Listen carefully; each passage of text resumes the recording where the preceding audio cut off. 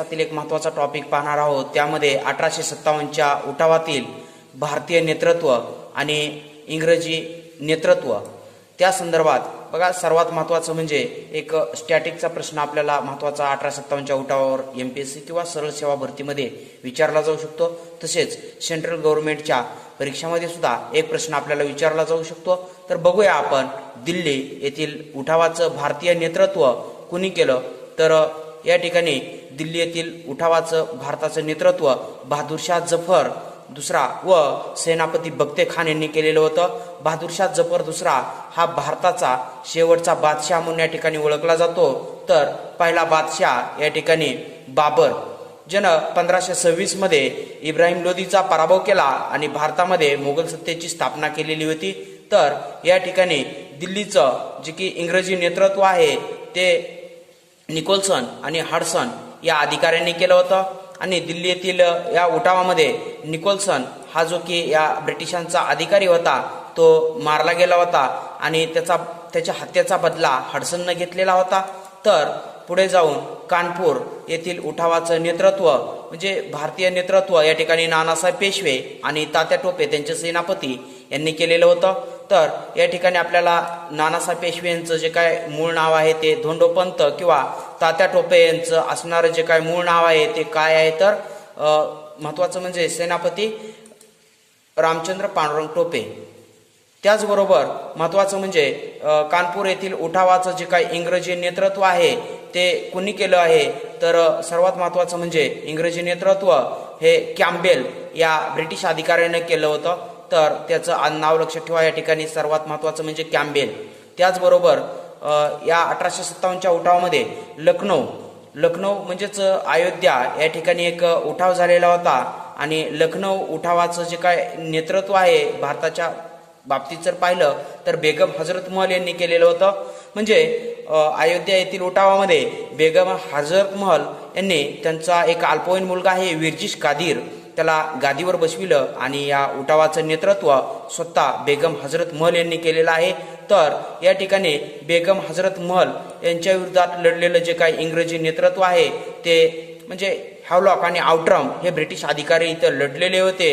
तर महत्त्वाचं म्हणजे या ठिकाणी बघा, नानासाहेब पेशवे यांचा कानपूरमध्ये पराभव झाल्यानंतर त्यांनी नेपाळला आश्रय घेतलेला आहे किंवा त्याच्यानंतर सर्वात महत्त्वाचं म्हणजे लखनौ किंवा अयोध्या या ठिकाणी सुद्धा एक बेगम हजरत महल यांचा पराभव झाल्यानंतर त्यांनी सुद्धा नेपाळ येथे आश्रय घेतलेला दिसून येतो आपल्याला।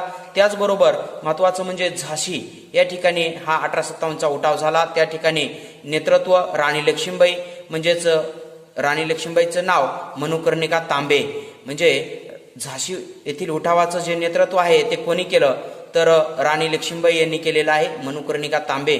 त्याचबरोबर राणी लक्ष्मीबाई यांच्या विरोधात लढलेलं जे काय बघा इंग्रजी नेतृत्व आहे ते म्हणजे सर ह्युरोज हा जो काही अधिकारी आहे तो या ठिकाणी राणी लक्ष्मीबाई यांच्या विरोधात लढलेला होता।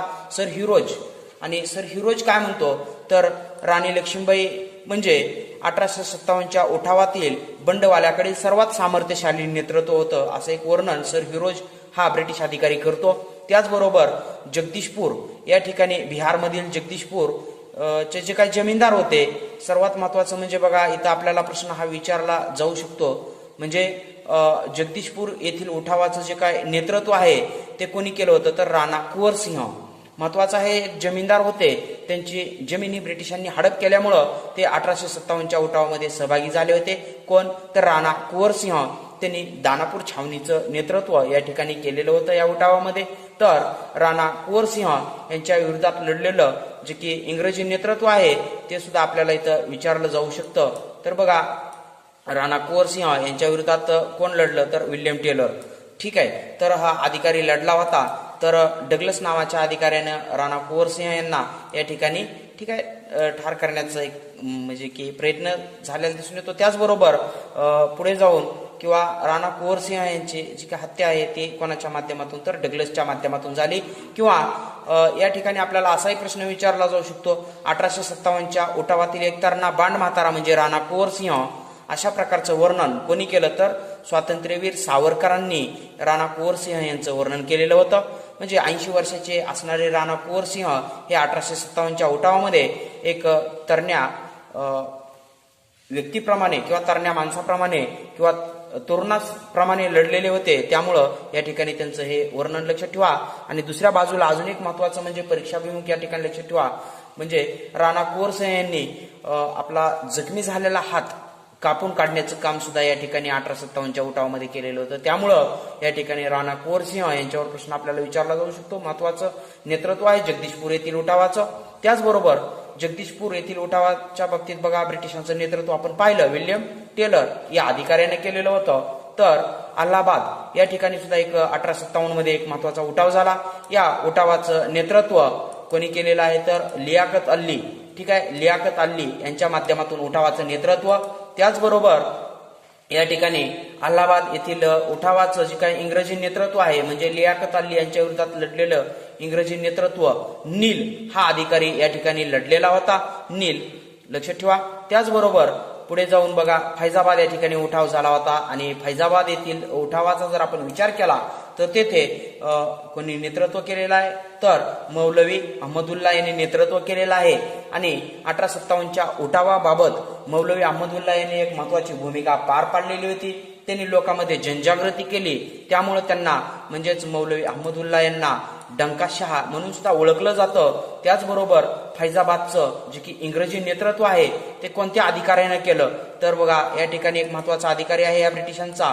फैजाबादचं इंग्रजी नेतृत्व कोणी केलेलं आहे तर कॅम्बेल, ठीक आहे. त्याचबरोबर पुढे जाऊन बघा महत्वाचं आहे की बरेली या ठिकाणी सुद्धा एक उठाव झालेला होता आणि जी की बरेली येथील उठाव आहे या उठावाचं नेतृत्व कोणी केलेलं आहे तर खान बहादूर खान यांनी या उठावाचं नेतृत्व केलेलं दिसून येतं. तर बरेली येथे इंग्रजांचं नेतृत्व कोणी केलेलं आहे तर कॅम्बेल या अधिकाऱ्याने केलेलं आहे. कॅम्बेल लक्षात ठेवा, बरेली.